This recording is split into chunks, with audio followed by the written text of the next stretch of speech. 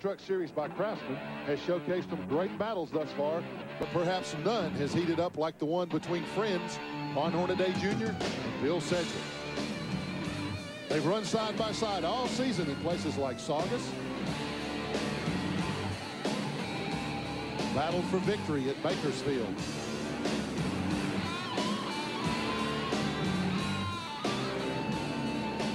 and wouldn't give each other an inch at Portland. Old friends, former teammates, and now on-track rivals, their friendship doesn't get in the way of their desire to win. Sedgwick is looking for the knockout combination to pass Hornaday in the race for the Super Truck Championship. Their battle continues tonight in Monroe, Washington. Next.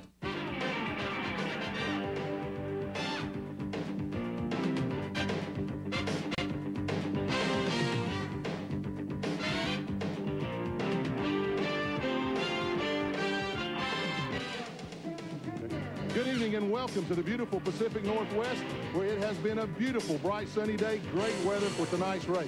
We're live at the Evergreen State Fairgrounds in Monroe, Washington, about 45 minutes north of Seattle, for tonight's running of race number 6 in the NASCAR Super Truck Series by Craftsman, the Jerr Dan Nelson Truck 150. Now, this beautiful 5/8 of a mile facility lends itself to great racing action, long straightaways, big wide sweeping turns. I'm Glenn Jarrett. Joining me in the booth tonight is Winston Cup crew chief Barry Dodson. Barry, this racetrack looks like it can put on a terrific show. I think we're going to see a great show. It's big and wide. There's not a lot of rubber laid down yet. You're going to see plenty of good racing. The weather is beautiful, Glenn, but these super trucks, man, they're something else. We got Chevrolets, we got Fords, we even got a Dodge. I've been up and down pit road. I know a lot of these guys. I've raced with them in the past, so they'll talk to me because I don't have a truck here. And every one of these guys says they're running good, and every one of them says they think they're going to win. I don't see how that's going to happen. It should be a great show. Well, it should be, and to add a little spice to things, NASCAR threw in a little bit of a surprise tonight. They have inverted the first 6 qualifiers in the race. The guy that won the pole will start 6th, and so on. Now, I like the idea. I think it's going to be great for competition, but from a crew chief standpoint, what do you think? Well, if you're up front in the points, you certainly don't like this. I mean, you could jeopardize a good run by starting in the back, getting in an early crash. Anything could happen. If you're one of the back runners right now that's getting more competitive on a weekly basis, you're going to get some quality track time being up front and a lot more exposure. Well, you've heard my point of view. There's Barry's. Let's find out what the drivers think. Here's Ralph Shaheen. Really going to benefit Steve Portengay. He qualified 6th here today because we're inverting 6 rows. That means you will start from the first spot. That's got to change your strategy a little bit. You must like that. Yeah, I think it's for the best. We're starting up here with some real good company, and the crews worked really hard to get this Coffee Creek Michelin Chevrolet up front. And we've had a pretty rough year so far, and I just like to get a good top 10 finish this race. And Ronnie's going to be real tough. I'm sure he's going to be wanting to lead the first lap there. So we're just going to take it real conservative, and hopefully we want to finish this race on the lead lap.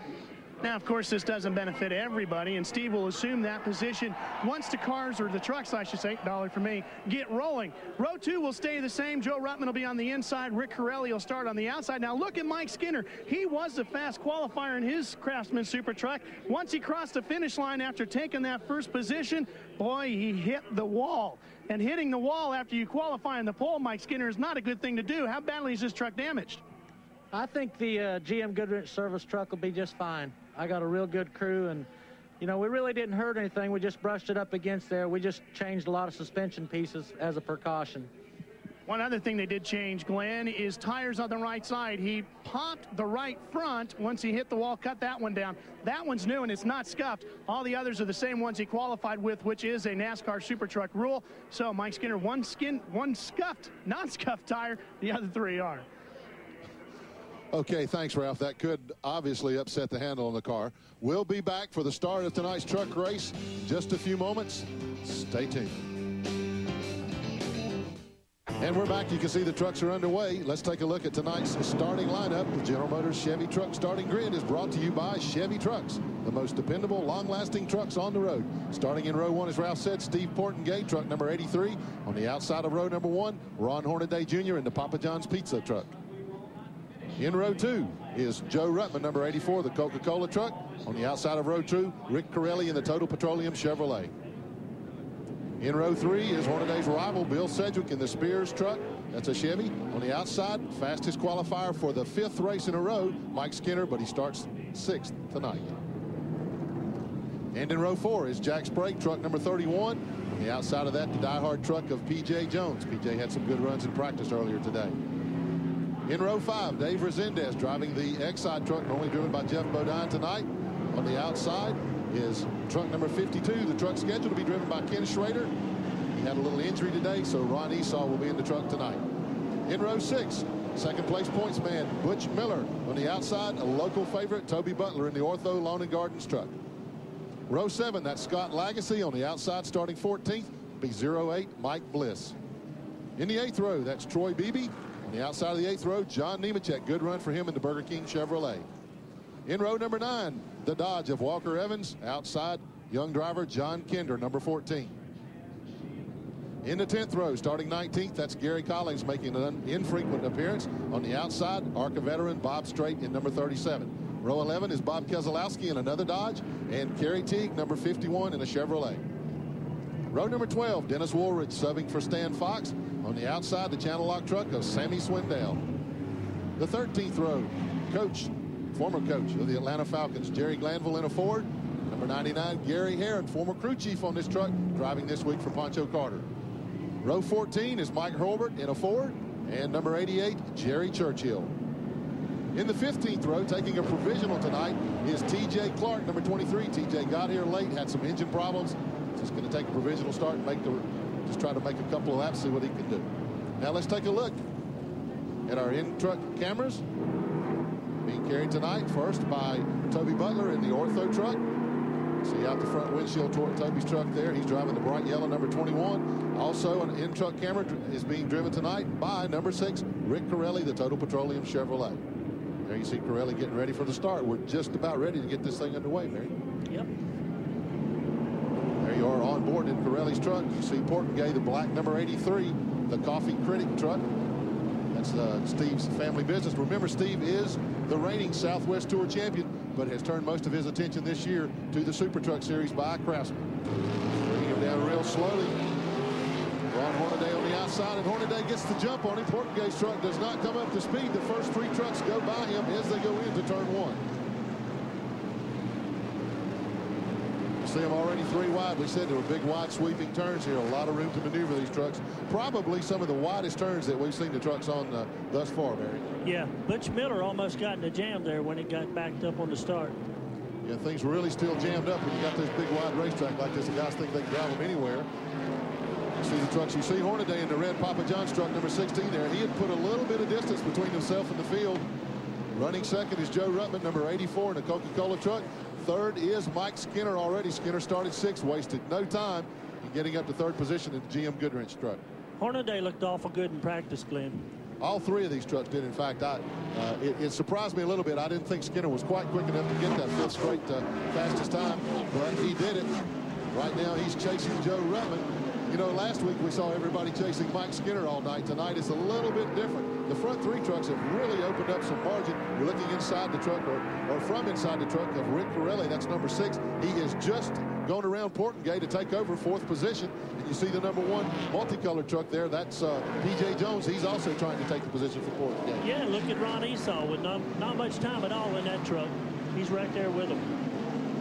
Ken Schrader is on hand with us. We'll talk with him a little bit later, and he'll tell us why he's not driving the truck tonight. You see the number 52 there.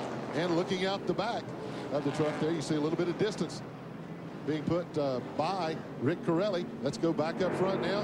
We see a challenge for the lead. Ruttman is wasting no time in the red and white number 84 Coca-Cola truck, trying to take that lead from Ron Hornaday Jr. Once again, the first 3 trucks put about 10-15 car lengths on 4th place Rick Corelli. You can just see Corelli coming into the picture there as the trucks go down the backstretch and into turn 3. A lot of room to maneuver here. Not quite enough for Ruttman yet, though. He hasn't been able to get by him.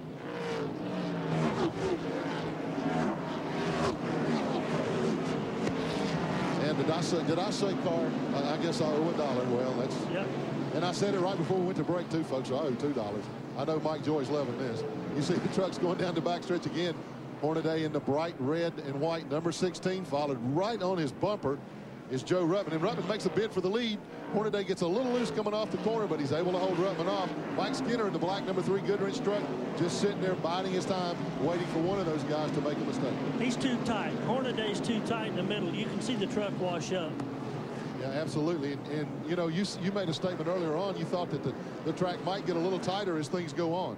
Yeah, Will, there's not much rubber down, and as it gets dark or starts to get dark, the bottom groove's going to be really tight. I think they're going to be able to move up top on newer asphalt and get a good grip and be able to turn also. Well, I'm sure Ron Hornaday wants to see that because his truck's already moving up to the top or the middle groove anyway. You're right, it is tight. He simply cannot turn the truck, keep it down low like Ruttman can. That gives Ruttman the kind of opens the door on it. Let's go down for a report from the pits from Ralph Shaheen. Glenn, Joe Ruttman's crew has been working very, very hard and dialing in the chassis of that machine. He told me today they picked up a tenth of a second, but it's still not enough, they don't think, to really go after Mike Skinner. But right now, it seems to be helping him out quite a bit. Well, you see Ruttman has dropped back a little bit there. A couple of truck links between himself and leader Hornaday, and he's got a couple of truck links on Mike Skinner. So they're really just kind of riding right now, feeling each other out, seeing what's happened. But in the meantime, look coming up on the rear bumper of Mike Skinner. You can just see him coming into the picture there. There you see Ruttman in second. There's Skinner. Look coming into the picture. That's Rick Corelli. Corelli was bound and determined to get things working this week. He's moving in on that front pack. He has run them down from about 15 car lengths back there. Yeah, he's keeping that truck low now because he's getting on the brakes earlier. He's keeping it on the bottom, but he's losing his momentum coming off. You can look for when Ruttman gets by for Skinner to go right with him. And I said car lengths. I'm just having a field day tonight. I know Mike Joy is loving this because I laughed at him all last week. But anyway, again, looking from inside Corelli's truck as he pulls up onto the back bumper of Mike Skinner going into turn 3. Good, exciting action going on here. We're going to take this time to take a commercial break. We'll be right back with more action from Monroe, Washington, right after this. Back to Monroe, Washington at the Evergreen State Fairgrounds. Ron Hornaday still leads Joe Ruttman, followed by Mike Skinner in third, Rick Corelli in fourth. There you see the Papa John's Pizza truck of Ron Hornaday. He has led from the outset. Joe Ruttman has held on to the second place since the green flag fell. Mike Skinner third. Rick Corelli has made a move up into fourth place. You see the fifth place truck there. That's the guy that started on the pole, Steve Portengay, in the inverted start. And you saw P.J. Jones. Look at the action here. And Ron Esau driving Ken Schrader's truck number 52, followed by Bill Sedgwick and Jack Sprague. That is for 6th, 7th, 8th, and 9th, I do believe. Okay, Jack Sprague, he's the quickest of those 3 trucks right there. He's much quicker in the corner right now, right in the center. He's got momentum to come off. So those 2 are actually holding him up. Let's see what happens. Yeah, Sprague got by while we're away on break. Jack Sprague took the 9th position away from Toby Butler in the ortho truck to the yellow number 21, who is running right behind him. You see Butler's truck picking up. Yeah, see there? Here we go. Sprague has made the move on Spears, and you're right, Barry. He's got the truck really hooked up. He might be one of the quicker trucks on the racetrack right now. This battle is for 8th position. And to be that free in the center this early on, he might really be good later. Yeah, particularly if the track does tighten up like we suspect it will.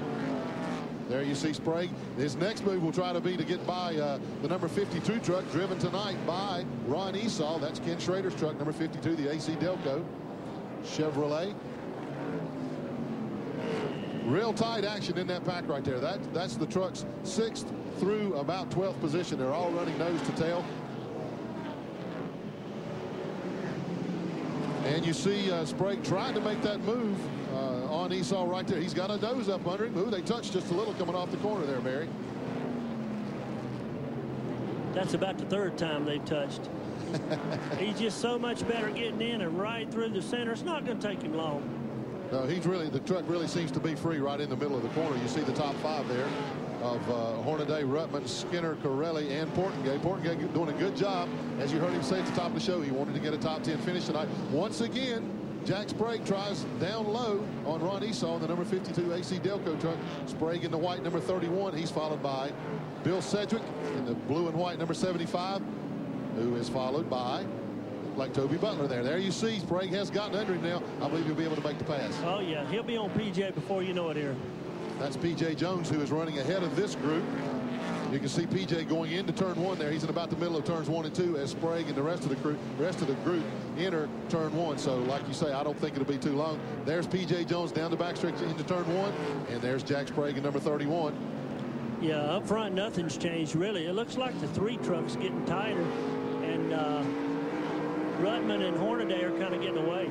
Getting the look out of Toby Butler in the Ortho Lawn and Gardens, number 21. He's running right behind Spears on the racetrack. I believe Butler is in position number 10 right now. He doesn't seem to be going down, coming off the turns like he would want to. The truck seems to be doing pretty well in the corner, just not running down the straightaways. You can see the bright sunshine, the glare on the truck's glass as they go into turn 3. A little bit bright back there going into 3. Saw him get a little crossways coming off the corner there as Mike Bliss in the number 08 Ultra Wheels truck. That's a Ford. Bliss had some good runs, top 5s the last 2 weeks. He's trying to take that 10th position away, and he does so. Yeah, that the car Toby's in, I was looking at it before the race. It's a banjo tight front steer, rear steer, and when you're on a tight track, they're even tighter, and he's struggling with that right now. He also lost a position there. You see Butler in the truck in front of him now is the truck driven by Butch Miller. Butch was mired back in 15th position, but he has moved up. I believe he's in 11th now. So, and Butch has made it a point. He starts back in the field, and then he passes people all his way to the front. Let's go down to the pits to Ralph Shaheen. You know, Glenn, it's really interesting about Butch Miller is he is really struggling with his qualifying right now. He says he has a mental block every time he goes out to qualify. He cannot figure out what's wrong, but for some reason he says he's just trying too hard, and he's running the truck in too deep when he goes to qualify, and he starts deep in the field, and then he just charges like a maniac back through the pack. Well, that's an interesting point. And you know, Barry, a lot of good race drivers aren't that great a qualifier. They need other traffic, other vehicles on the racetrack with them to help them gauge as to how far they can run in the corner. That's not uncommon. Well, we've got one. Kyle Petty, excellent race driver. We struggle a lot of times qualifying. When the race starts, he runs with whoever's out there. If a car's in front of him, he catches him and passes him. So it's not uncommon at all. No, it's not. In fact, there's a member of my family who admittedly says he's not that good a qualifier. My brother Dale. Of course, they always run good in the race. Back up front, you see the action there. Ron Hornaday still leads the field, followed closely by Joe Rutman. Has been that way since the start. We're going to take a little break right now. We'll be back with more action from Monroe, Washington. Stay tuned. And back to the action up front, you see a couple of, or one Chevy truck. That's number 16, the Papa John's Chevrolet, owned by Dale Earnhardt, driven by Ron Hornaday. Let's go back now to the battle for 7th, 8th, and 9th. You see the blue and white number 75, the multicolored truck number 98, driven by Butch Miller. 75 is Bill Sedgwick, and Miller just put the pass on Mike Bliss, so he takes over 7th position. Looking back up front now, the trucks are starting to move into some lap traffic. You see the number 89 of Troy Beebe there getting lapped by leader Ron Hornaday, and Joe Rutman in the number 84 truck is trying to put a lap on Beebe as well. He does so. Walker Evans, driver of one of the Dodge trucks, is already in the pit, so let's go down to Ralph, see what's going on. The hood is up on Walker Evans' Craftsman Super Truck. Walker, what's wrong with your Dodge? Well, we don't know. We're pulling the valve cover off. It could be a broken piston or something such as that, but man, it was running good, and it's the best truck handling truck I've had on one of these tracks. I was looking to really do good today, but I'm the first one to be out. That leaves only the Dodge and Bob Keselowski still in the field. Tough break for Walker Evans. You're still looking at that pack. Butch Miller has now moved by Bill Sedgwick, so he's on his way to the front, and that's nothing unusual, Barry. We have seen this week after week in the Super Truck Series. And there's some moves up front. You see Ron Hornaday again in traffic. And Rutman has closed the door just a little bit on him. Looks like he's been able to use the traffic a little more to his advantage than has Hornaday. Yeah, it looked like when he went by Glanville, he was in his red gun defense. It is, and part of that, Barry, is because Ron's truck's still a little tight. He can't work traffic the way that Rutman can. Ron looked awful good. You know, I said that before the race. The whole practice session I watched, he should be tough all night. And if Jack Sprague can get up there, you know, he's caught PJ, like we talked about earlier. He's good and fast also. And you saw Hornaday take his Chevy truck down to the bottom side that time to put a lap on Bob Strait. Joe Rutman followed suit. Rutman's still 3 to 4 truck lengths behind, but he's certainly within striking distance. Joe's a smart driver. He's going to sit there and watch what everybody's got. When you're in a position like that, Barry, you see the guy in front of you like Hornaday's truck. Now, he seems to have changed his line a little bit like that right now, but you know he's a little tight. Do you try to run him a little harder to try to make it a little worse on him? Well, you try to run his line to see if it helps you, first of all. And if he's not getting away from you, don't press it. I mean, we're only like halfway through the first leg here. Got to save your tires. And remember, we will have a halftime break here, as usual, in the Super Truck Series on lap 76 tonight. Once they run one lap past halfway, guys get to go in for a little 5-10 minute break, work on their trucks, come back out for the second half. Now you see Hornaday starting to put a little distance on Ruttman.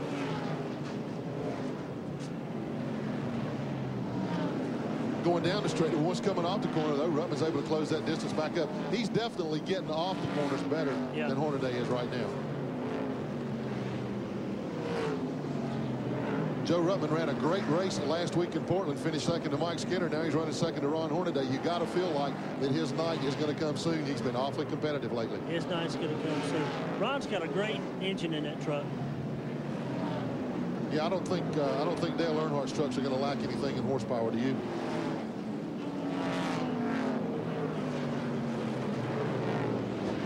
There you see Hornaday accelerating off the corner there. Ruttman caught behind traffic just a little bit there. Had a little bit of trouble getting by John Kinder in the blue and red truck number 14. There's Mike Skinner. Now remember, Mike is running third, but he is way behind that first twosome there of Hornaday and Ruttman. Can't get it cut, Glenn. He's almost stopping the truck going in. Is still going up and diming in the corner. They'll have to make a major air pressure change or maybe a shock or something halfway. Well, you know, it also, you know, he damaged the truck getting into the wall at the end of his qualifying run, and they didn't get any more practice. They had to put a mismatched tire on the right front of the thing. You know, he could be experiencing some problems due to that crash. Yeah, that black 3 always comes back. Got a good, strong engine, and I think right now he's using that to hang on to third place, although he is definitely losing ground to Ruttman and Hornaday. Skinner was the dominant truck last week, but that's not the case this week. He's moving up on a little bit of traffic there. He'll come into view just in a moment. I think that's where he has the most trouble. There you see Toby Butler getting passed on the inside by the number 7 truck, and he's motioning. Oh, we got caution. He's waving to the guys behind him. There is caution flag out. Must be something on the racetrack. I haven't seen anything, any truck spun or off the course or anything like that yet, Barry. No. Haven't gotten word yet from NASCAR. And while we're waiting to get word for this first caution tonight, we'll take this chance to take a little break, do a couple commercials. We'll be right back to sort things out. Stay tuned. Don't go away.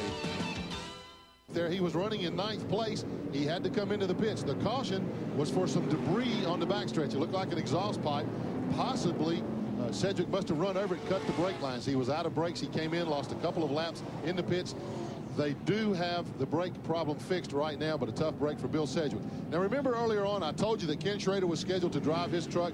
He had a little accident, a little more severe accident than what he would have liked to have seen. Let's go down to Ralph and find out what the story is. Glenn, you can see the cast here. Kenny, what did you do? How are you? What's the story? We're okay. Just didn't get to race tonight. Drivers aren't supposed to play mechanics, and I stuck my fingers on my thumb someplace I shouldn't have, and we had to cut it off at the first knuckle. Is this anything that's going to affect you in your driving? Other than losing tonight, I think that's about it. But we'll be fine to go to Charlotte next week for sure. So as they say, it's a bit of a cosmetic injury? Yeah, but it wasn't that pretty to start with. Kenny Schrader, you can see it, Glenn. It's all wrapped up here, and I guess it'll be a few days before he can get. Are you going to be able to run at Charlotte? Yeah. Well, if tonight was a points race, we'd be in there, I guarantee you. Kenny Schrader, what more can you say than that? He is amazing, Barry. Now, he's making light of this situation, folks. He got his thumb caught in between a pulley and a belt on the front of the engine. They were looking at some stuff. Like he said, he put his hand where it shouldn't be. It completely severed his thumb at the first knuckle there. That's the thumb on his left hand, you can see.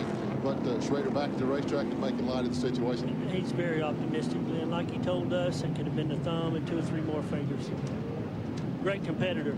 I tell you what, we had 5 more trucks pitted in too. The 21, the 81, and looks like Kerry Teague and Keselowski. Of course, Keselowski driving the Dodge.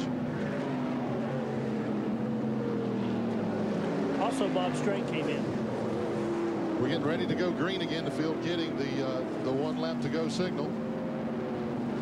And as you see, the trucks on the backstretch there starting to double up. Of course, we do have double file restarts. The lap trucks to the inside. Plenty of room here at the Evergreen State Fairgrounds Speedway.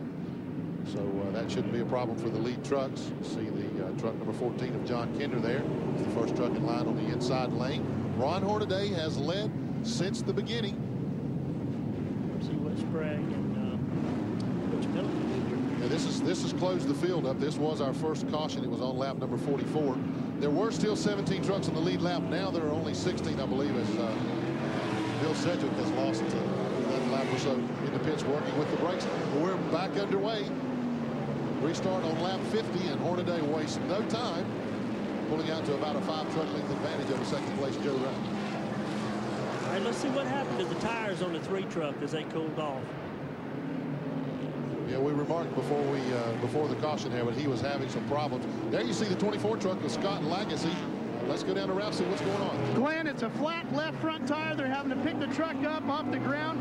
They'll get the jack up underneath there. As soon as they get this flat tire off, they'll put a new one on there and get him back out. We should also tell you that it was the 81 was just loose, Barry, and they tightened up Jerry Glanville. And the 75 was just a brake line that came off. They reattached that. He's back up to speed as well on the 75. See a little damage to the left front of Scott Lagasse's number 24 DuPont truck there. I have a suspicion that he may have made contact with somebody, and that's what cut the left front tire. And again, you're taking a look at Ron Hornaday, followed by Joe Ruttman, and they're already starting to pull away from the number 3 Goodwrench truck of Mike Skinner.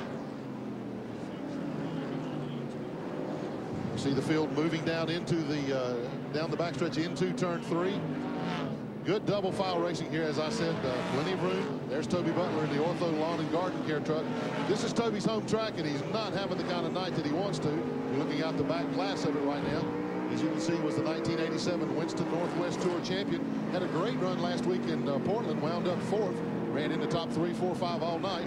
Now let's go look back in the field a little bit. There's Rick Corelli, number 6, P.J. Jones, number 1, and Butch Miller still moving steadily through the field. You see P.J. move down under Corelli, trying to take that position from him.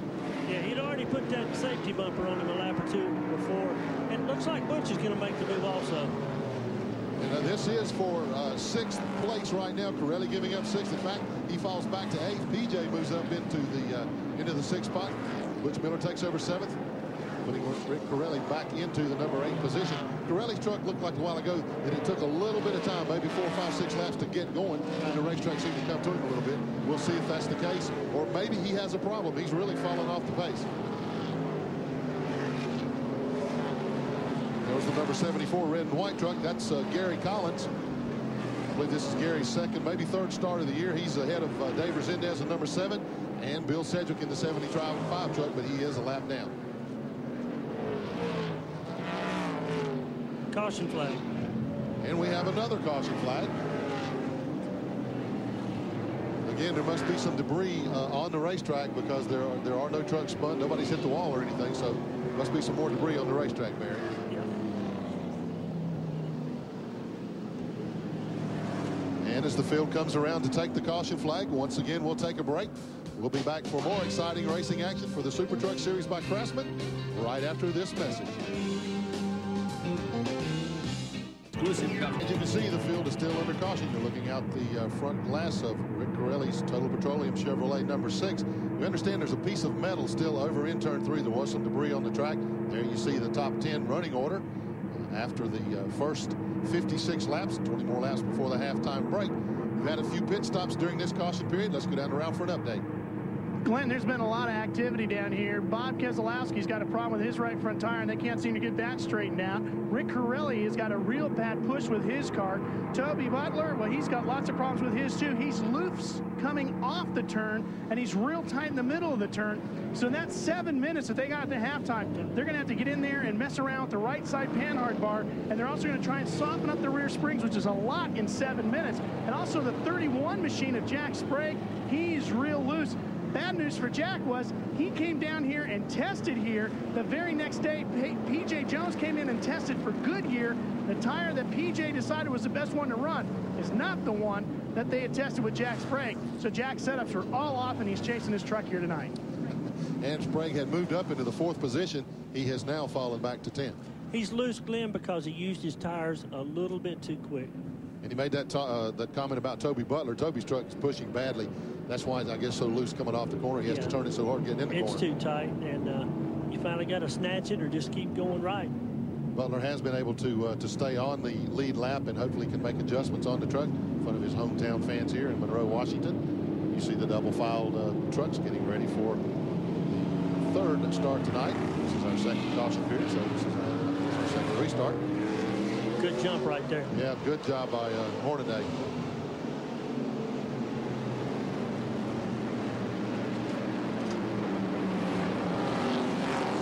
See the entire field move safely down into turns 1 and 2. We see a truck off the pace as they get through the traffic. That's John Nemechek in the Burger King number 87 having a problem there. Meanwhile, back up front, see some action there. Mike Skinner getting through traffic in the black number 3 Goodrich truck. Hornaday in the number 16 Papa John's Pizza, followed by Joe Ruttman in the number 84 Coca-Cola truck. And Skinner, you see Bill Sedgwick has moved on the inside of Skinner down there. Of course, we made note of Skinner's problem. Sedgwick's got fresh tires on after getting his brakes fixed. You see Mike Bliss following Rick Corelli in the corner there, but Mike's got a problem. What is it, Ralph? Well, for Mike Bliss, he has no front brakes, Glenn. They're not sure if it's a caliper or a brake line. They've got 2 calipers laying out here. At halftime, they'll be changing these or changing brake lines. We see a lot of these trucks, Mary, are to the point now they're just trying to get through this first session. They know they've got that break coming up in about 15 laps, and they're just trying to hang on until they can get there and make corrections and adjustments. Yeah, and this is one of the bigger, wider tracks. Got another caution. The 87 is not going to make it in, possibly. He has come to a stop off of turn 4. We told you that he lost power on the restart. He's just now getting back to the start-finish line. He didn't quite have enough power to get it off the racetrack and into the pits. There you see John Nemechek sitting there in the Burger King truck. So the field once more under caution. Ron Hornaday still leading. Here comes the push truck to get John out of the way.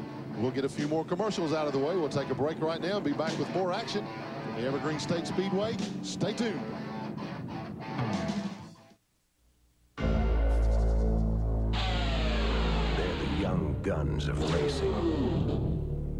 And on their Sunday afternoon showdown, these next-generation superstars start with the next-generation Die-Hard battery. The longest-lasting Die-Hard ever. The same Die-Hard you can buy at Sears. Don't trust your Sunday drives to anything less. When you're looking for a powerful tractor, you can't get one more powerful than this. It's got an engine bigger than your house. It's also got something in common with every new Cub Cadet tractor. A steel drive shaft, not a belt, like other tractors. Every Cub Cadet, every horsepower level. Of course, no Cub Cadet has this much horsepower. We make your yard look a lot nicer. If you want shaft drive, just look for Cub Cadet. Just taking the green flag for the restart. Tonight's Super Truck Series race. You see Ron Hornaday still leading. Now, right behind him is Bill Sedgwick, his old rival. Sedgwick was a lap down. He pulled up beside of Hornaday on the restart, trying to get his lap back, still trying. He is only 1 lap down in the number 75 truck. Desperately wants to get back on that lead lap, if at all possible. Hornaday is having none of it. He's trying awful hard to get it back, Glenn. Now's a good time to do it. His truck is pretty free coming up off the corners, but look at the power that Hornaday has. Looks like he's got a little more under the hood than what Sedgwick has. Looks like Papa John's got all the toppings on tonight. And you see the truck number 84, that's Joe Ruttman. He's in second. Of course, Sedgwick's truck is between Hornaday and Ruttman. And now we understand that Ralph has moved down with John Nemechek to find out what the problem is there. Well, John's down here with his mom, Martha. What's the story with your truck, John? Well, the Burger King Chevrolet was running pretty good today. We were just hanging in there until the race set until the halftime, and the oil pump broke, or the belt broke on the oil pump, and the motor pretty much locked up. It's too bad. We just been having a hard time here the last couple days, or the couple races, but we're getting it together. Well, I just want to say hello, everybody back in North Carolina. We'll get them next week. Yeah, she's the best PR person I've ever seen. Martha over here, while we're interviewing, she's taking pictures of us interviewing John, so he's got more PR stuff for Burger King. I like that. And of course, Ralph is talking about Martha Nemechek, John's mom. And happy birthday, or happy Mother's Day, Martha, and all you mothers out there coming up on Mother's Day tomorrow. Action fast and furious up front. Bill Sedgwick wants the lap back. He got up under Hornaday the lap before, turned it sideways, had to back out. Hornaday got back by him, but boy, Sedgwick wants that lap back, Barry. Yeah, he's trying the outside right now. If he gets by him, they're going to swap some paint. Remember, we told you about that friendly rivalry that they have at the top of the show. Hornaday does not want to see Sedgwick get back in the lead lap with him. There you see truck number 3 is driven by Mike Skinner. Moving up on the inside of him is number 98. That's Butch Miller. Butch trying to take over the 3rd position from way back in the field, and he's going to do it. Yeah, he's going to get him here. He's just having to stop that truck, man, and there goes all his momentum down the straightaway. Yeah, you can see how he pulled up on him coming off the corner, but he just can't get in the corner. Back up front. Sedgwick has allowed Hornaday to get a little breathing room now, about a truck length or 2. In fact, that time Hornaday, you can see Hornaday turn it sideways a little there coming off the corner. He's got the pedal down. Yeah, I'll be surprised if Sedgwick can do it without contact. And the problem is here he doesn't need to hold Joe up if he can't get by him, because Joe's awful strong too. Well, he is, but you know, Ruttman hasn't yet been able to mount a charge, a serious challenge on Hornaday. He's been able to run right up on his bumper, but at this point I don't think that Sedgwick's holding him up a little bit. In fact, they're starting to pull away from Ruttman just a little bit. I don't know. If I were Sedgwick, I'd have to think about nudging him just a little bit. You mean a little more? Well, whatever it takes just to try to get that lap back. As I said, he's only 1 lap down due to that brake problem that he had, but obviously you can see right now truck running awfully well. And Sedgwick moved again right up on the back bumper. He seems to be able to pull up on him at will, but he just can't get by him.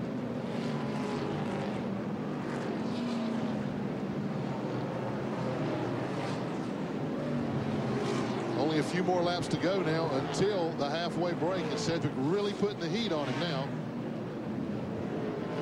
It's lap 73 completed, 3 to go till the halfway. Back in the pack, you see P.J. Jones. That's Scott Lagacy, and Scott is a lap down. Remember, he had a cut front left tire, so he's at least a lap down.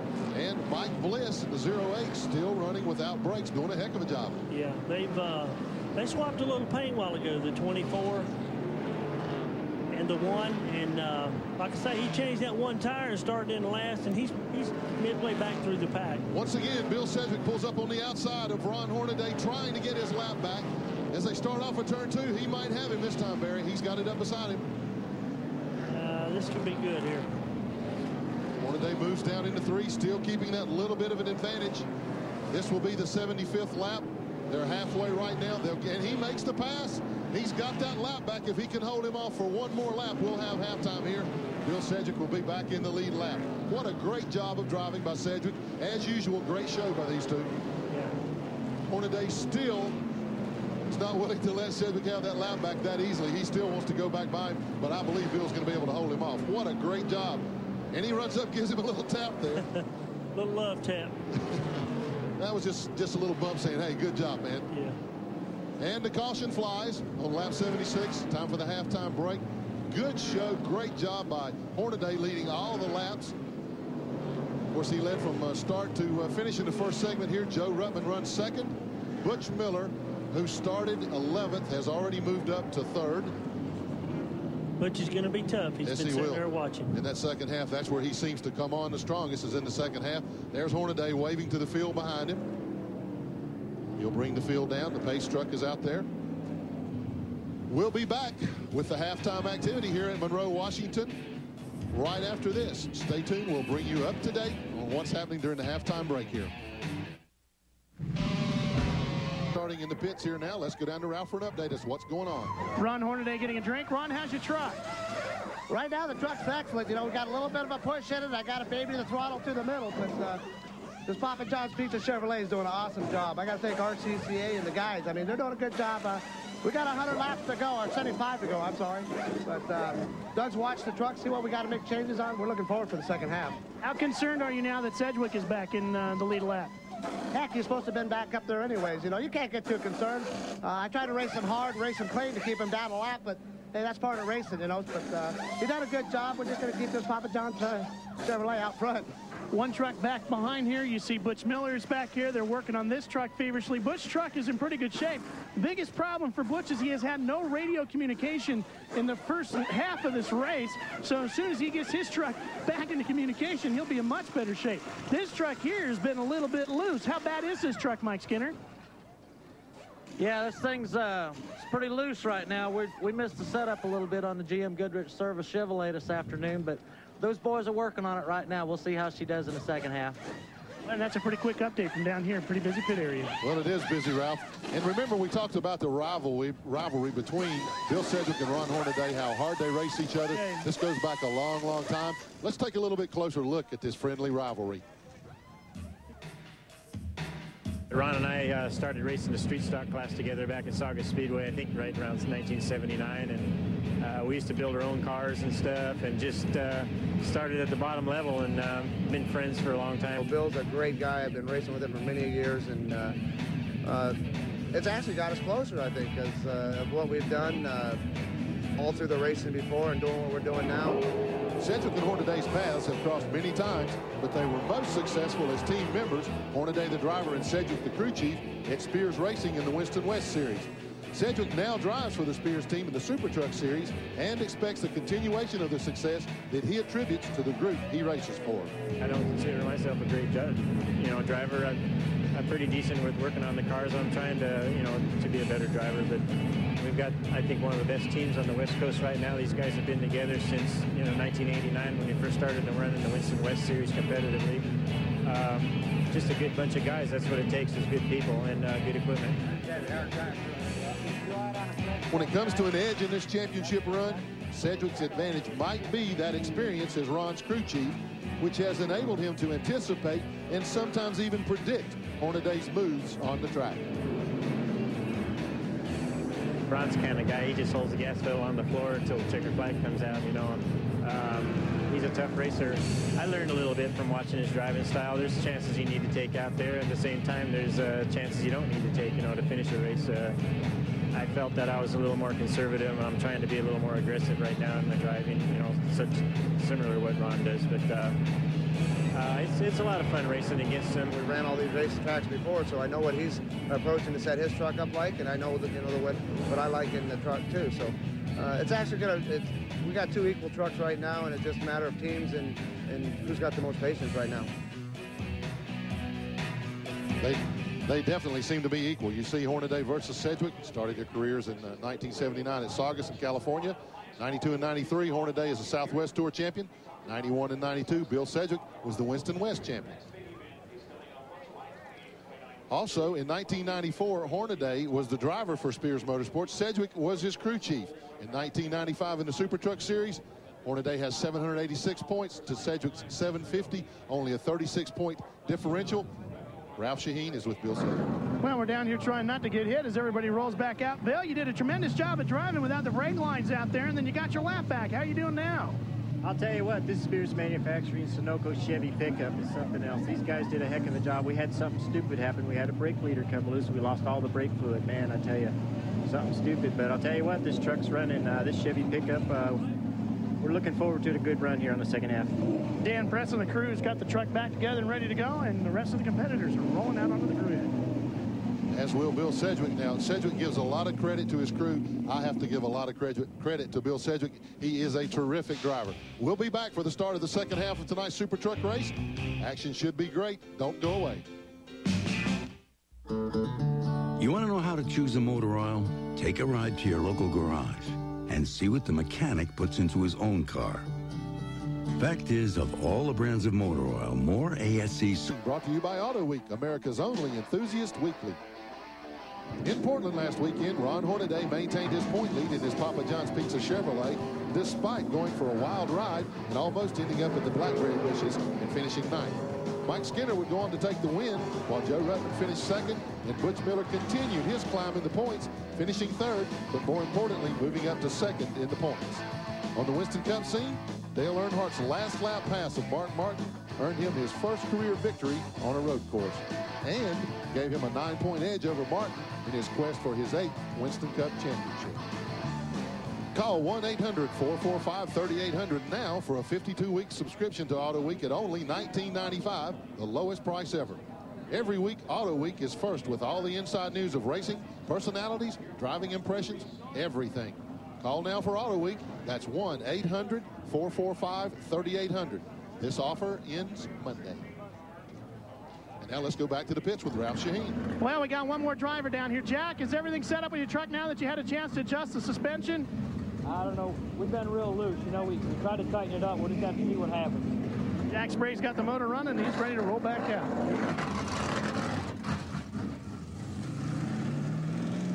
And C. Spray pulls away there out of the pits. One of the last trucks to go back out. You see the rest of the field waiting for the restart. Second half here. For more information about Featherlight trailers, call 1-800-800-1230. Featherlight, the official trailer of NASCAR. Highway transportation provided by Cedar Ridge RV Center, Branchville, New Jersey, featuring Winnebago motorhomes. Call 1-800-988-4884 and find out why Cedar Ridge is the choice of champions. And the trucks are getting ready to restart the race. And obviously they're more than double file there, Barry. What do you think so far? Well, I think, you know, the 3 truck, that's a tremendous crew working on that.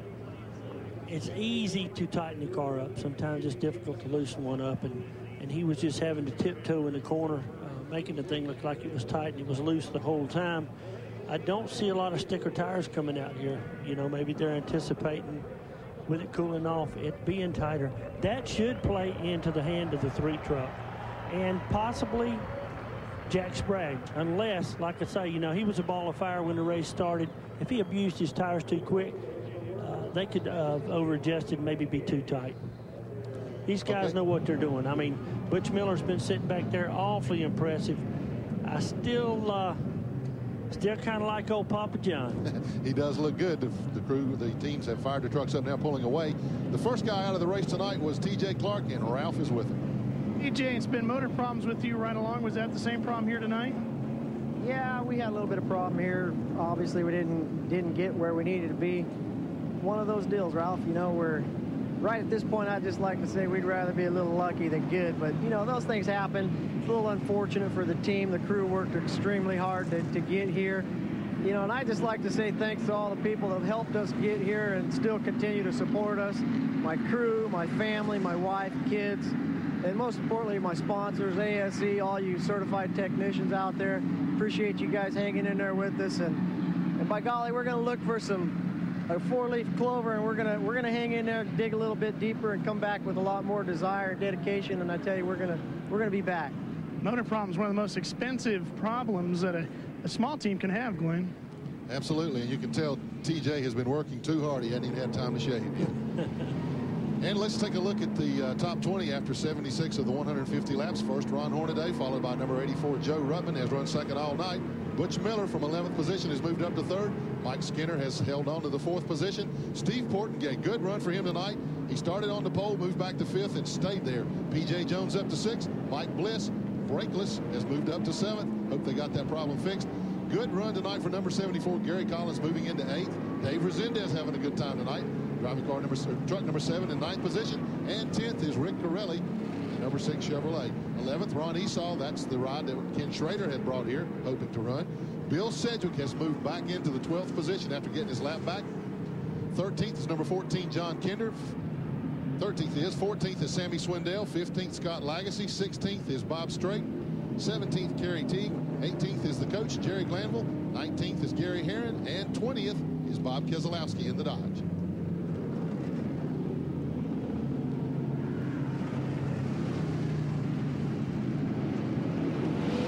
And you see the trucks working the wheels back and forth. Now, Barry, a lot of people have wondered for a long, long time, what are they doing when they do that? They're cleaning off the hot rubber that's still laying on the racetrack that the cold tires are picking up. Even more so, Glenn, they're trying to get some air pressure in these tires so the trucks will go on a restart. Everybody's got them let down because it makes the truck better on a long run. But working the car around, it gets a little heat, in the tire, and it gets the truck where it'll take off on the green. Some of them you'll see take off not as good, and then they'll get going in a couple laps. And you're looking at the Ortho truck, lawn and garden care of Toby Butler. He has one of the in-truck cameras tonight. As we said earlier, two-time NASCAR Northwest Tour Sportsman of the Year. He was the champion in that series in 1987, won a lot of races here at Evergreen, but things haven't gone his way tonight. I think we missed him in the rundown a while ago. He is on the lead lap. We'll correct that momentarily. Toby Butler in truck number 21 there. Let's go back to the pits for a quick report from Ralph. Glenn, this is on the Mike Bliss truck. You might remember he was having problems with his brakes. He had no front brakes. It wasn't the brake line. It wasn't the brake calipers. They just got too hot and were bubbling up and boiling over on him. That took away the brakes for him. So they brought him in, bled the brakes, put new fluid in there, and they said this is the second time that this has happened to him. It happened to him at Bakersfield as well at Mesa Marina, a track similar to this one. And they're all talking now, Barry, about putting brake recirculators on there. Hopefully that might cool them down. That's something you use in Winston Cup racing as well, is it not? That's right. See, you have a track here with no banking, and Bliss is used to a light race car. See, that's something he's going to have to learn, and he'll get better at it. But this racetrack right here is hard on brakes because you got a lot of room in the corner, and you can get in there wide, and they're going to try to do it. Well, the field is doubling up now as they go down the backstretch. The light is off atop the caution truck. We're ready for a restart. Field moves slowly down into turn 3. Once again, John Kinder, the first truck, one lap down on the inside of leader Ron Hornaday there. Even though Hornaday's truck had a little bit of push in it, he certainly was able to keep the field behind him, Barry. As we get ready for the restart, let's see if he can maintain that. Yeah, he gets such a good restart. You saw Sammy Swindell in the blue and white and red, number 38 there, trying to get by Kinder. Swindell also a lap down. Yeah, he did it there. That's your channel lock truck. A lot of action early in the going here. Yeah, the 3 looks better right now. And of course, he looked pretty good early on a while ago, but it got so loose it didn't take it long before he really started fading back. Meanwhile, up front, Hornaday in number 16 and Ruttman in the number 84 are pulling away from the field. They've already put about a 10 to 12 truck length lead over John Kinder, and he's a lap truck. There you see Skinner trying to get by Swindell. Swindell is a lap truck. He is one lap down. There Skinner gets a bite. Gets by it. Where Swindell moved up the racetrack. Give him lots of room. Keep an eye on Skinner to see if that crew was able to make the proper adjustments. Sometimes it's hard to get one tight enough for the remainder of the night, but that crew's certainly one of the best at making those adjustments, Barry. Yeah, and if he thinks it's going to be loose, he just needs to keep them inside here and save his tires. Oh, look here, coming off of 4. We finally got a challenge for the lead. Joe Ruttman gets his Ford up underneath Ron Hornaday. And watch Hornaday dive right back to the inside, off in the grass. Ruttman giving him no room. What great action. Tried to pull the Dale Earnhardt move on and almost pulled it off there. Great truck racing right there. Great move by Ruttman. They made an adjustment on his truck, obviously. He didn't have that kind of bite coming off the corner a while ago. No.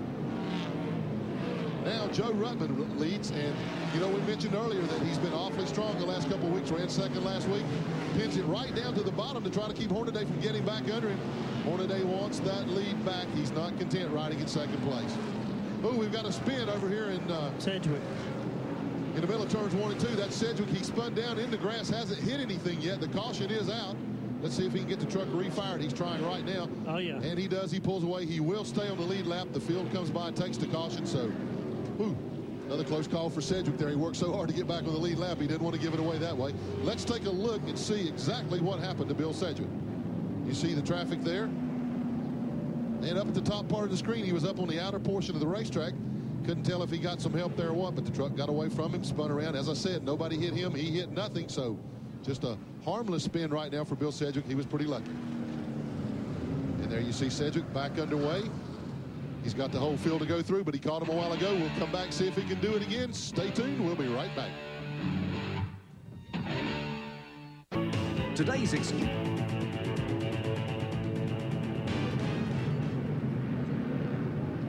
And once again, the field has doubled up for a restart. There's the top 10. Only difference this time, new leader Joe Ruttman wrested the lead away from Ron Hornaday. He looked pretty strong, Barry. He's been there, you know, and I'm sure he made a change too. He couldn't have been totally happy with his truck. So This is going to be a heck of a show, Glenn, all the way down. Ruttman, as I said, was so strong last week. Ran a real strong, solid second place. Has been there all night tonight. Now that he's got the lead, I want to see how hard he runs and how he protects it. Yeah. One of the guys that's hardest to keep behind you. And as they take off, look at Hornaday pushing Joe Ruttman right down the front stretch and wasting no time, pulling right back beside him. He must have a little bit lower gear in that thing, because, man, on the takeoffs, he just absolutely kills the field. I think Teresa let him borrow Dale's transmission. I think she might have let him know right then she didn't like running second either. What a great battle. Look at Mike Skinner right behind him, waiting on one of those guys to make a mistake. Fans are absolutely eating this up. That's Joe Ruttman on the inside in the 84 Coca-Cola truck. Ron Hornaday, number 16, Papa John's Pizza. And right behind him, the black number 3 of Mike Skinner, the Goodwrench truck. What great racing by 3 great drivers. Side-by-side action here at the Evergreen State Fairgrounds. We knew this place was going to lend itself to this, Barry, and boy, what a show these guys are putting on. Yeah, they'll start using a little more of the upper groove here. Hornaday got just a little loose there, but man, what a bite he got. Ruttman has to back out as Hornaday beat him to the corner that time, and now Skinner pulls up on the outside, bluffs a move on Ruttman there. Whatever they did to Skinner's truck, looks like that was the right move too, Barry. Yeah, and that was a little bit higher line, see. Tighter track up there with no rubber on it. And that's exactly what Mike Skinner needs. And we've got the number 31 truck off the pace down the front stretch. That's Jack Sprague. He'll be going into the pits. Looks like he got in the wall. No problem there, though. But bad luck for Jack. He was in the top 5 in the points. And we've got a replay as to what happened to Sprague. We'll take a look at it here. That's in the truck of Toby Butler there. Look at the right of your screen there. You see the 31 truck. Ooh, he just got up into the wall, and it cut the right front tire. So great action from inside Toby Butler's ortho truck there. And you see Jack Sprague coming to a stop. This is costly for him because Sprague was number 6 in the points. This is going to put him further down the line as the crew goes to work on the truck. Meanwhile, back up front, there's Hornaday continuing to hold off Ruttman. Ruttman made a move on him a while ago. Let's see if Hornaday gives him that room again. Butch has worked his way around Legacy, too. He's sitting back there watching all this. Yep, Butch Miller always ready to make a move. Let's go down to pits for a report from Ralph. Sammy Houston is the crew chief for Joe Ruttman. Boy, what did you do to that truck? We've had a good truck all year long, and we've been good on long runs. We just got to put it together and try and get a victory. We're pretty good tonight, and just need to get back in front of 16. Joe said you guys have made some changes between here and Portland that really helped out here. What did you do? Well, that's something we really don't want to talk about right now. We're trying some things we talked with Ernie and Larry McReynolds about. We've been really looking for forward traction all year, and we're trying to improve on that. Looks like it worked, Glenn. It does, Ralph. And come on, Sammy, you can tell us. We won't tell anybody. Hornaday continues to hold Ruttman off, but I think Ruttman's just playing the waiting game right now. Barry waiting till that right moment like he chose a while ago to make that move. Yep. And there is Butch Miller and Steve Portengate. Good race going on for 4th place right there. That's 4th and 5th. Butch is holding down 4th place right now. And again, let's give a call to Steve Portengate, truck number 83, the Coffee Critic truck. What a great job he's done tonight. He has been in 5th place most all night long, driving a good, cautious race, saving the truck to the second half. And now it looks like he's got something maybe for Butch Miller. That's a fast truck. During practice today, I had Portengate as one of the quickest trucks on the track. Yeah, he looked good all through the corner.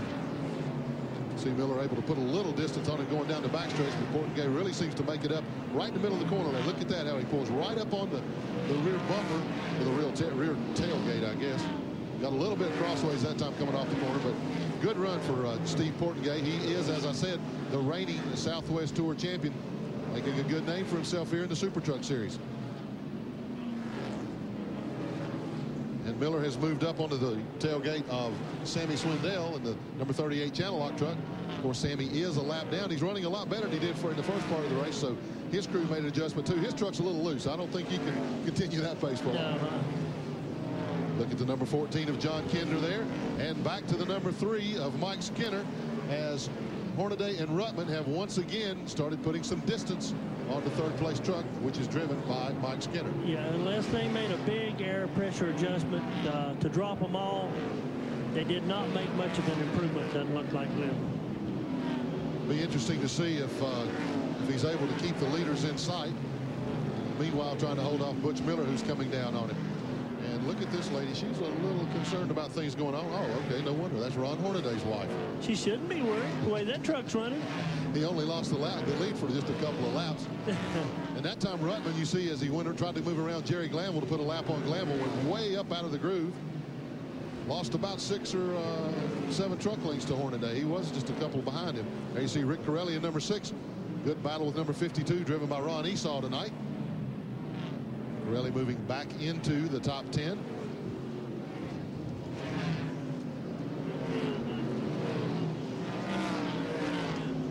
We wondered if Corelli's crew had made an adjustment. It looks like they must have. The truck running much better than it did at the end of the first segment last time. Of course, Corelli is one of our in-truck cameras. He always provides us with some great shots out of that thing, too. Seems like every time we go to him in truck, he creates some action for us. I wonder how he knows that. And there's Jack Sprague back out on the track in number 31. You can see a little damage to the right side where he got in the wall there. Right behind him is Butch Miller. Butch, of course, still running fourth, trying to draw a bead on number 3, Mike Skinner. Skinner still about a half a straightaway ahead of Miller, running third. So there's Butch Miller. He's in 4th place. That's the Ray Bestis truck.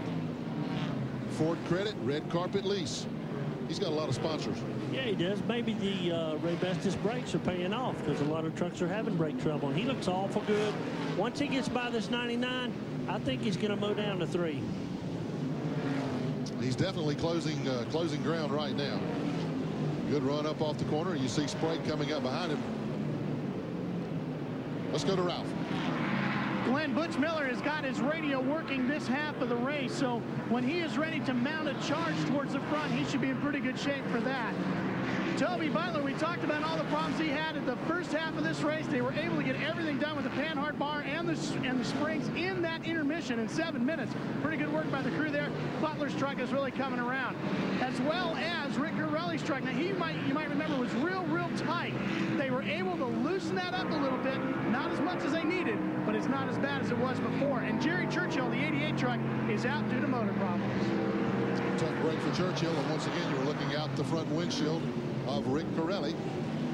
Things have stabilized a little bit here. We'll take a break. Be back with more exciting Super Truck by Craftsman Series action from Monroe, Washington. Now back up front, you see the red number 16 and the red and white number 84. Ron Hornaday in 16, Joe Ruttman in 84. Ruttman's starting to close the gap a little bit now, Barry. Yeah, there's 5th. That's a good run right there now. Steve Portengay in 83 and P.J. Jones in the Die Hard truck. I always think that thing looks like a tiger with all the stripes on it there. And he drives like a tiger, too. That's for 5th place. Again, look at P.J. pull up off the corner, getting a tremendous bite there. But Portengay's truck really working well through the corners. He gets in the corner a little bit, puts a little distance, and P.J. really gains ground on him coming off there. Just not quite enough yet. I got a feeling Portengay gives him room that he's going to find it, that bottom lane, and he can take it right on by him there. Good look at P.J. Jones. 6th place, Steve Portengay in 5th. I got a feeling things might reverse themselves here pretty shortly. Back up front, Hornaday must have heard me talking about Ruttman closing the gap because he put the distance between them again as they're working traffic. Okay, both of those trucks are tight in 1 and 2, but in turn 3 and 4, as you can see this, Ruttman's much freer getting in and much quicker through the bottom. That's where he's gaining. 1 and 2, they're both about equal. Of course, Barry, it's about 8:20 here Pacific time. The sun has set now. Of course, we still got good light, good visibility here, but the racetrack surface cooling off, that lends it to tightening up. Yeah, the 16's tight.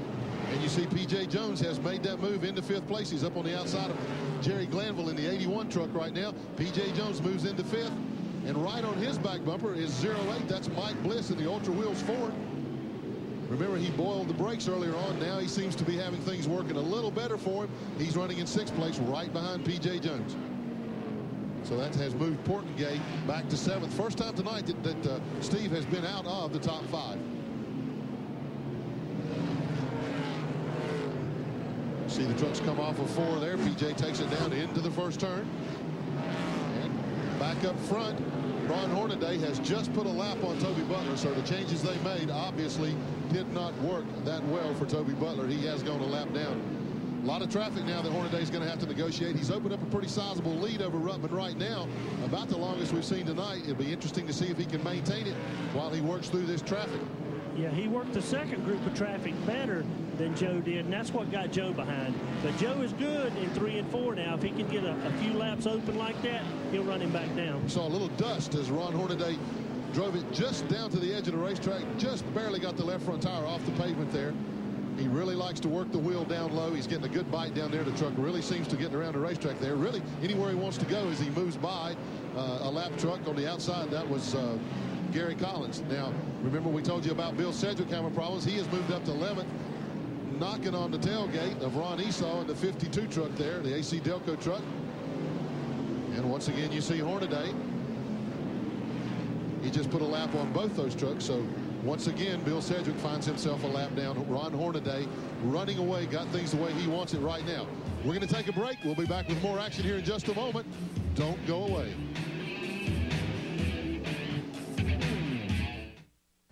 You just spray it on. You just spray it on. Quicksilver wheel cleaner from Armor All. Just spray it on, and then just spray it off. That's it? That's it. Quicksilver wheel. Truck with Rick Corelli. Super Truck Series by Craftsman. Corelli running in the top 10. There is a look at Ron Hornaday moving up to try to put a lap on Rick Corelli. You know, Barry, Hornaday has really used this traffic to his advantage. That's how he's gotten away from Joe. He's done a much better job in the traffic. A little further back in the field there, you see Mike Skinner still holding on to third place, but creeping up ever so slowly, ever so surely. You see the number 98 truck there behind Toby Butler. That's Butch Miller. Butch holding down fourth right now. He has just ever so gradually caught the number 3 truck with Skinner. He's only a few truck lengths behind now. I think you'll see him challenge for the third position. Yeah, he just cleared the 21, and the 3 truck is going to catch a lot of traffic here. Let's see what happens.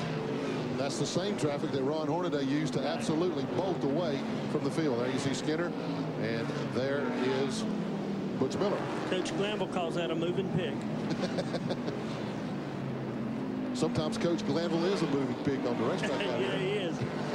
Nothing against you, Coach. We're just having a little fun. There you see the traffic that the trucks are moving up on. And you see Skinner. Once again, there's Butch Miller and the Ray Vestas number 98. Now, Butch likes to work traffic. And in fact, he told me that, hey, man, when we get in traffic, I feel like I got an advantage. This is what I like to do. I've raced short tracks all my life. I know how to work traffic. Give me a chance out of a little traffic. I think I can catch him. And he's doing that right now. Yeah. Skinner has cleared the traffic. Of course, he's no slouch. He's got a truck that's not working quite as well as what he would want it to. Definitely not as well as last week. But he's still doing a good job. Mike's had an ill-handled truck and has remained in third position most all night long. Okay, here comes Butch. Butch moving under the number 74 truck of Gary Collins right now as they head up the backstretch. Nobody between him and Mike Skinner right now, but Skinner is closing in on a little bit more traffic there.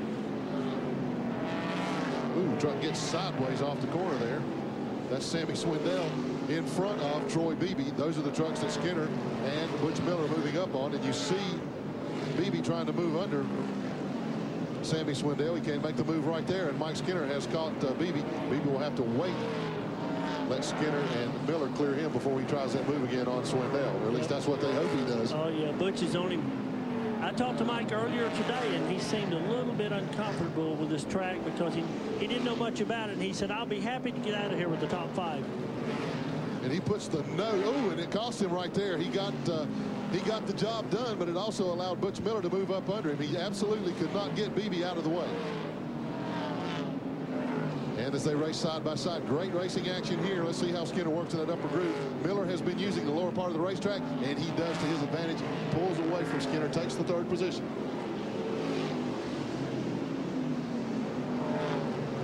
Let's go down and check with Ralph in the pits. Well, Gary Showalter's Butch Miller's crew chief. This has got to be awfully frustrating for you. If you could get Bush to qualify a little bit better, he's certainly one of the fastest trucks out there. Well, we're working at it real hard. We'll hope we get a yellow with about 10 to go, then we can give him a run. Do you think the truck is good enough to give him a run? Oh, yeah, I think it's pretty good. We just need to get to him. Barry, what would you do with your driver? I mean, in a situation like this, he is extremely fast, and you got to believe you could run with him if he could qualify up front with him. Well, they're beating and banging right now. Now they just swapped 2 side panels. It's just something you have to keep working on. This is new for these guys, like it is with the Western Cup team, and it takes time, and they'll find it. Butch is too good a driver, and that's too good a team. And once again, Mike Skinner used that traffic to his advantage, Barry, and took the third position away. As you said, they swapped a little sheet metal, a little paint there. No sheet metal yet. We hope we don't see that. But Butch Miller right on the back deck, waiting for Mike Skinner to make one little slip to take advantage, to take that third position back. So even though Skinner's truck not handling the best he wants it, boy, he's got some fight left in him. That's going to be a war. If those trucks were step sides right there, they could have switched rides. And Sammy Swindell moves up and gives both Skinner and Miller room as they come down the front stretch. You see Skinner put a little distance there, but Miller moves right back up in the middle of the corner. That's where he's strong. That's the battle right now. And they're going to catch some slow traffic here in about half a lap. Yeah, the traffic is what tightened this battle up to begin with there. And the traffic that they're running up on is Ron Esau in number 52. And Steve Portgay, number 83. Portgay definitely falling off the pace now. Was running in the top 5. He's now going a lap down to these guys. Has been lapped long ago by leader Ron Hornaday. Good move there by Skinner. He ran up on that truck just a little quicker than he thought coming off of turn 2 there. But used it to his advantage. Put a couple truck lengths between he and Butch Miller. Yeah, he put a pick on him. Butch had to get on the brakes. I guess that's why they call them pickups. Yeah. Sorry, Mike. I didn't mean to say that. That was for Mike Joy's benefit.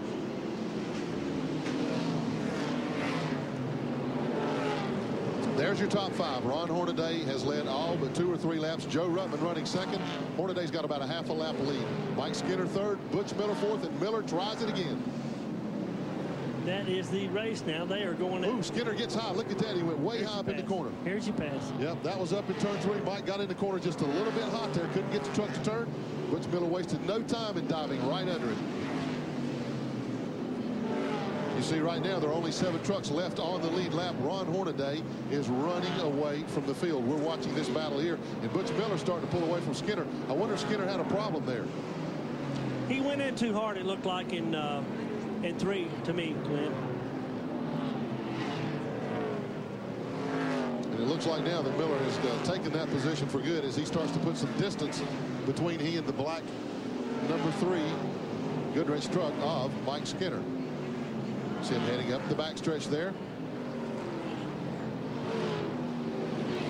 Moving down into turn 3. The distance seems to have stabilized a little bit there, but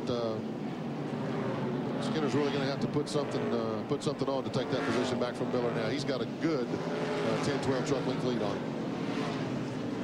And you see the sign there, only 10 laps to go. We understand there might be a problem with Mike Skinner's truck. Ralph? Well, this is Rich Burgess. Is there a problem with Mike's truck, Rich?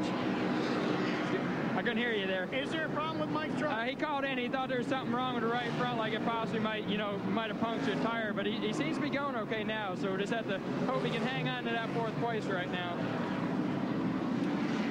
In a situation like this, Barry, where you see Skinner moving around the number 52 truck of Ron Esau, where you've got an ill-handled truck like that, all you want to do now, you're seeing it 10, 9, 8 laps to go. You just want that thing to get over with. Yeah, you want to hit every crack in the pavement the same. You want to know where the guy is behind you, not in front of you. And the good thing for Skinner is, although he has fallen back to 4th, the 5th place truck is way, way behind him. That's P.J. Jones. Or excuse me, now it's Mike Bliss in 5th. And he is almost a full straightaway behind. So if he can just ride it out here, he's got a good 4th place finish. Yeah, and I'll tell you what, that's been a good run for Mike Bliss and the Ultra Wheels truck. That team's getting stronger and stronger every week, it looks like. If he does hang on to the 5th place, 5th position, this will be his 3rd consecutive top 5 finish for Mike Bliss. That's saying a lot for this guy who normally has driven open wheel cars. Not that much of a veteran in these full body cars, but man, he has taken to super truck racing. He's got a good owner. Jimmy Smith's a good guy. I've known him for years. They brought Cliff Champion out from the East Coast, and he can get things organized and get them on the right foot. There you see Mike Bliss in the purple and white truck number 08, followed closely by P.J. Jones. You saw his best finish so far was a 2nd at Tucson. Right now he is running 6th. Mike. And here's Ron Hornaday using more traffic. You see Steve Portgay down there bouncing around on the bottom of the track. He just lapped the 7th place truck. So now there are 6 trucks on the lead lap. Steve Portgay in the 83 truck obviously having a problem. Ron Hornaday having no problems whatsoever. Let's take a look at the interval between Hornaday and Ruttman. Waiting, and there it is. Yeah. I don't know how far it is, but folks, it's a long way. Well, the sad part for Ruttman is the 16's got to get by Jack Sprague. He's got a lot of open racetrack, and right now Ruttman's caught 3 trucks there, some slow traffic. And he's doing a good job of working the traffic. You know, for 2 weeks in a row now, there have only been 1 truck quicker than Joe Ruttman. Last week it was Mike Skinner. This week Ron Hornaday. Right. And like we said, his day has got to come. He's running far too good not to win one of these Super Truck Series races. He's going to get his share. He's such a great guy, and he's such a great race driver. You know, he's been at it a long, long time, too, as you see him move around Sammy Swindell there. But the thing that impresses me about him, Barry, is that he still has as strong a will, as strong a desire to win as what he ever did. That's why he's here. I mean, if you're in the business, it's always there. Another good, solid job turned in tonight by Joe Ruttman in the Coca-Cola truck. And we're looking for Butch Miller here, who is now in 3rd. See Scott Lagacy coming by. There's Rick Corelli, Bill Sedgwick, and there's Butch Miller, and there is Mike Skinner, the number 3 truck. Of course, Miller running 3rd, Skinner running 4th in the number 3. 2 laps to go now. Things are winding down here. Ron Hornaday looking for his 3rd win of the year. He gets the white flag this time by for Ron Hornaday in his Papa John's Pizza, Dale and Teresa Earnhardt NASCAR Chevy Super Truck. You see him moving up on Coach Jerry Glanville. Going to put Jerry 1 more lap behind. He said, hey, Jerry, come on, I'll make this race just a little shorter for you here. Let me on by here. Yeah, and the truck he's catching there is pouring some smoke out. Yep, see a little smoker there. But Hornaday comes off the corner. Down the front straightaway he comes. Smooth sailing in the checkered flag for Ron Hornaday, 3rd time this year. Led almost from start to finish. Gave up the lead just a couple of laps for Joe Ruttman. There you see his wife giving a celebratory hug to one of the crew members there. Great job by Ron Hornaday. We'll be back to talk to the winner. When we come back, we'll give you the full field rundown. Stay tuned. Day has just picked up his 3rd Super Truck Series victory of the year. Let's go down with Ralph Shaheen. Well, everybody's coming down here to congratulate Ron. He's getting a hug from his wife. His mom's down here, too. Good Mother's Day for them. Boy, this truck is just dominant out here today. What was it about this truck that made such a difference here? Well, I'm going to tell you something. I got to say happy Mother's Day to everybody, especially Teresa sitting at home watching this. My mom, my wife, everybody out there, and hope they have a wonderful day tomorrow. I'll tell you what, this Papa John's Pizza, I don't care if they call it a taxi cab or whatever, this thing ran today. You know, we were off last week going down to there, and we just came back here, and we knew we just had to calm down. Doug checked every nut and bolt up on this deal. And I tell you, this guy right here is a crew chief and a half. Because I'll tell you, these guys just keep on running and just pushing me hard and smooth me out. I got messed up there, and Joe Ruttman got underneath me, and I said, I got to get him back, because I ain't going to get him later on when the tires get worn out. So, I don't know, this one's for Dale. I gotta thank RCCA. They're number 1 in die-cats, just like my crew's number 1 in them. But Goodyear tires held up again. I'll tell you, it's great. Let's talk a little bit about the starts and the restarts. Your truck really gets off the line good. Is there something in the transmission that you got that is different? Well, I don't know. You can ask Doug that. I've been bugging him for 5 races now for the 5th race. Go ahead. I finally got my Jericho in there I wanted. We got the gears we needed. And I tell you, they got to hold on to that next time. They dumped it on my head. But, you know, that's what it was. And we got that Jericho in here. We got it set up for the road course up there. And I told Doug it'd work perfect here. And it did. So we're going to go home and do some more homework on the gears for the next race. And the inverted start, did you like that? Well, at first I didn't, but I tell you, when I took the lead in the first lap, I loved it. But it's hard to pace yourself. You don't know how hard everybody's pushing themselves behind you. So, you know, Doug kept reading off times, and I kept being smooth and all that stuff. So, you know, it worked out great. We know when we tested, we were running 25 flats, and that's where we pushed it all day long, 25 flats, 25 tens. So we had a great truck, and I got to thank Papa John's Pizza, Snap-on, Craftsman for having the series. And I'll tell you, RCCA is just number 1. Glenn, Ron Hornaday is the winner of the NASCAR Super Truck race by Craftsman here at Evergreen Speedway. Absolutely dominated the field. Let's take a look at the top 10 finishers here tonight. Of course, Ron Hornaday, Joe Ruttman 2nd. Good job. Butch Miller from 11th finished 3rd. Mike Skinner held on for 4th. Good run again for Mike Bliss in 5th position. P.J. Jones, good solid run in 6th. Dave Resendez 7th in number 7. And a good showing by Steve Portengay running 8th. Finishing 9th was Bill Sedgwick, and 10th, truck number 6, Rick Corelli. Let's go back down now. Ralph is with Joe Ruttman. Second place in the Coca-Cola Florida, Joe Ruttman. And, you know, this truck has been right there the last couple of weeks, but just not close enough. What's the story there? I don't know. It's like kind of like kissing your sister. You know, it's nice, but it's not the way to go. But I think we can, we're making tremendous strides, and I feel the guys have been working real hard, and we're going to get the truck back home. And I think we just lacking just a little niche, and if we can pick that up, I think we're going to be in good shape. You had told me before the race that you had picked up a couple of tenths, and Sammy Houston has told us that you guys have dialed in a little bit better on your suspension. Is it the suspension area that's the key for you, or do you need a little bit more motor now to match up with that? No, it's not the engine. I'd like to complain about the engine, but that's not the problem. We just got to get it hooked up. Ralph, may I take this time to wish my mother, I call her Granny. Hi, Granny. You know, many, many more Mother's Days, and you got me here, and thank you very much. And my wife and everybody else, very happy Mother's Day. I don't want to forget that. Well, you know, Glenn Jarrett's been watching upstairs, and he's got a question, too, for you. Go ahead, Glenn. What's your question? Ralph, I'd like to know that early in the second half there, when Joe was able to take the lead, if his truck was a little stronger at that time, or if Hornaday just didn't get going. Glenn was observing, when you took the lead early on, was your truck just stronger than Hornaday's, or did he just get a better jump, or not as good a jump, or what was the story there? Well, I think initially, you know, we thought at the end of the first segment, we felt we really had a better truck. And when the 275 and the 16 got wrestling, you know, you say, well, I don't want to get up in there, and 3 makes a lot bigger crash than 2.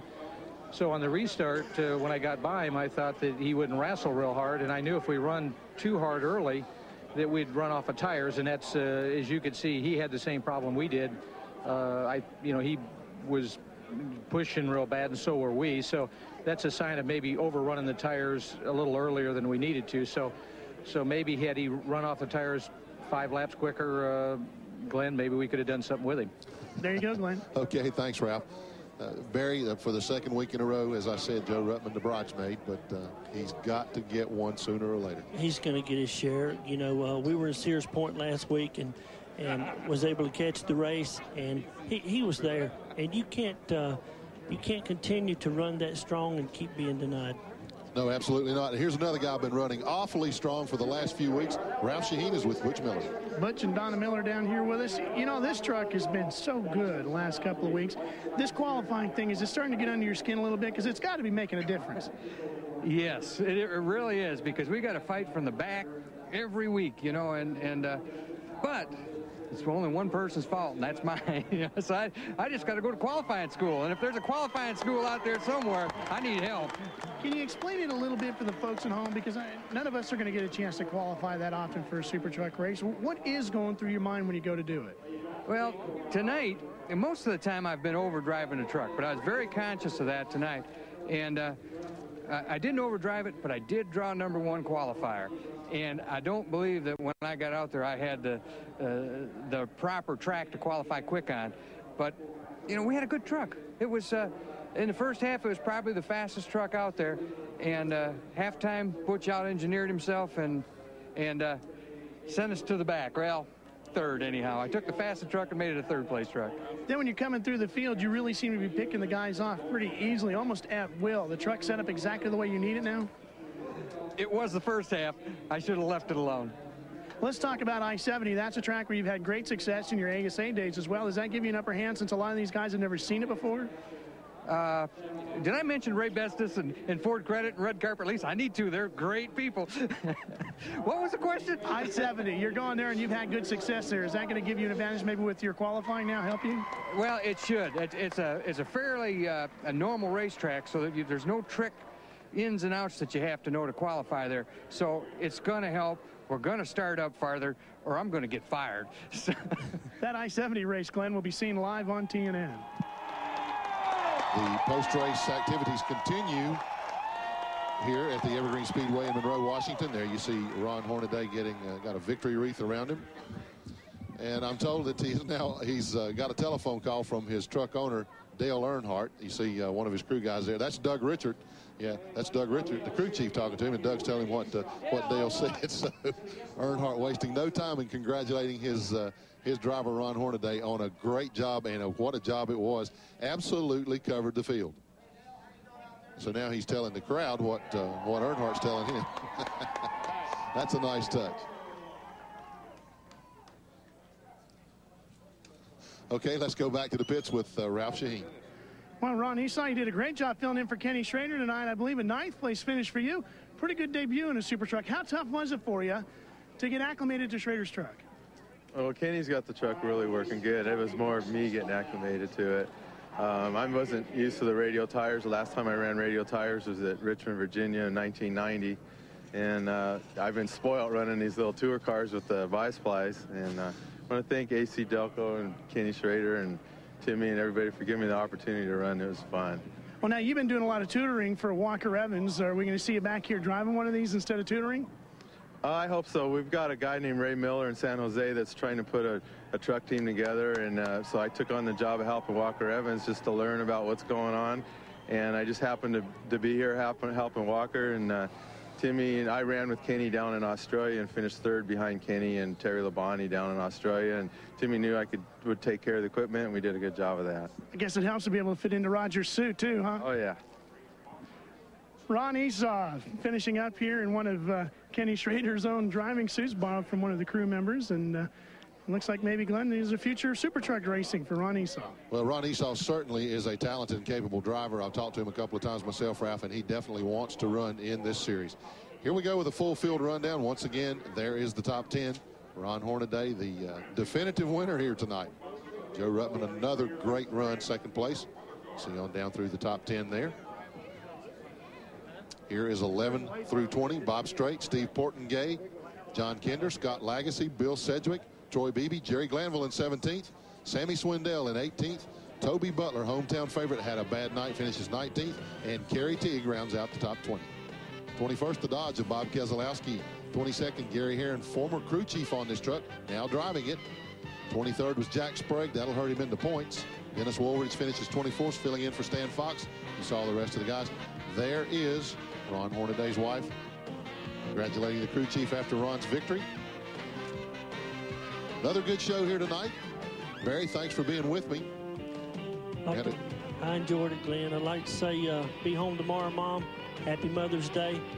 I got another mother back home. It's an important day to her, and we'll see you then. Happy Mother's Day, everybody. I'm Glenn Jarrett for Barry Dodson, Ralph Shaheen. Thanks for joining us.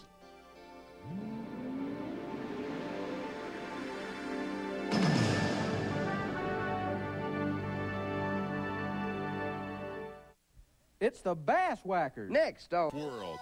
Denny Crum's Cardinals own 2 NCAA basketball titles. The venerable Louisville Slugger provides major leaguers with home run power. Churchill Downs twin spires tower over the famed Kentucky Derby. Now, a new Louisville sports attraction, Craftsman NASCAR Super Trucks. Side by side, hoping to dodge the pitfalls. Get it right, you blow through traffic like everyone's favorite 5 o'clock fantasy. Get it wrong, they'll need a fleet of wreckers to haul away the Hawks. It's the Ford Credit 200, Race 8 of the Craftsman Super Truck Championship at Louisville Motor Speedway. The bluegrass state of Kentucky may be best known for its thoroughbred racing, but it is also a hotbed of Saturday night short track. And tonight, Louisville Motor Speedway hosts its biggest race of the year. It's the Ford Credit 200, the NASCAR Super Trucks presented by Craftsman. Hello, everyone. I'm Dave Despain in the flag stand where the green is about to fall on round 8 of what has been a great series. The previous 7 races all won by Chevy. 6 of those victories split between 2 men. Mike Skinner, who drives for Richard Childress, Ron Hornaday, 3rd in the points, who drives for Dale Earnhardt. That may not sound like parity, but take a look at these point standings. First of all, in the first 5 places, it's Chevy, Ford, Chevy, Ford, Chevy. Secondly, 87 points bracket the top 5. That is a tight series. Rick Corelli leads the next 5, finally led some laps last week in Missouri and figures he's ready to win one here. Tonight, I get to do 2 things I've always wanted to do. One is share the broadcast booth with Benny Parsons, who's about to give us his perspective on truck racing. And 2 is this. Go, Benny. Thanks, Dave. Folks, I am delighted to be here. Finally see a truck race in person.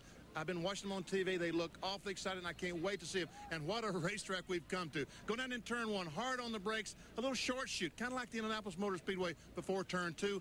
On the throttle, hard down the back straightaway. On the brakes in 3, again a short chute, and wait till you see this exit off turn 4 down the start-finish line. It's going to be something. The place to pass is coming off turn 4. It's going to be so exciting they even have foam there on the outside retaining wall. Dave? Going to be a lot of action on the racetrack and in the pit area tonight, especially during that halftime break. And the man who's going to be covering that action, the third member of our telecast team, is standing by. Let's go to Marty Reed.